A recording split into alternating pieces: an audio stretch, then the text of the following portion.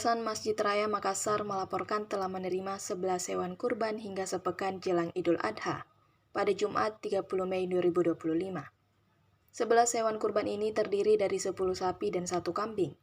Sekretaris Yayasan Masjid Raya, Irfan Sanusi Baco mengatakan, 10 sapi disumbang dari 7 kelompok dan 3 perorangan dari keluarga Hakalla. 1 kambing disumbangkan oleh PT Gas Negara. Irfan menyebut, 11 hewan kurban diterima tahun ini tak jauh beda dengan tahun lalu.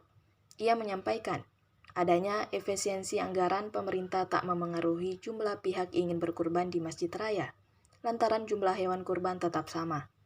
Bahkan masih bisa bertambah karena masih ada 6 hari sebelum Idul Adha.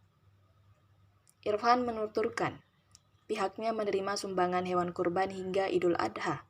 Penyembelihan dilakukan usai Idul Adha. Setelah itu daging hewan kurban dibagikan kepada yang berhak. Pertama diserahkan ke mudohi atau orang berkurban. Mudohi ditanya apakah daging mau didistribusikan ke keluarga, rumah tahfiz dan panti asuhan. Jika tidak, diserahkan ke pengurus Yayasan Masjid Raya. Selanjutnya pihaknya memberikan daging hewan kurban kepada yang berhak menerima, seperti security Masjid Raya, cleaning service, tukang parkir, lalu kepada masyarakat sekitar tergolong miskin, rumah tahfiz dan panti asuhan. Khusus untuk masyarakat, pengambilan daging kurban dengan cara penukaran kupon. Security Masjid Raya dibantu personil Polsek Bontoala dan Polrestabes Makassar mengamankan pembagian hewan kurban demi menghindari kericuhan.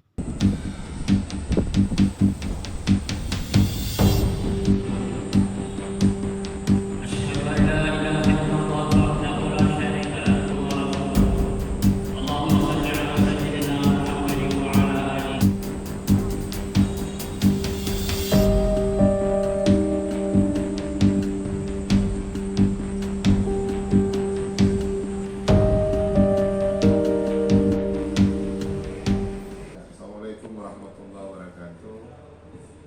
Alhamdulillah, Yayasan Masjid Raya Makassar tahun ini rencananya akan sesuai yang laporan dari panitia pengadaan hewan kurban. Saat ini sudah ada 10 ekor sapi dan 1 ekor kambing. Dari 10 tersebut ada 7 kelompok. 3 ekor itu adalah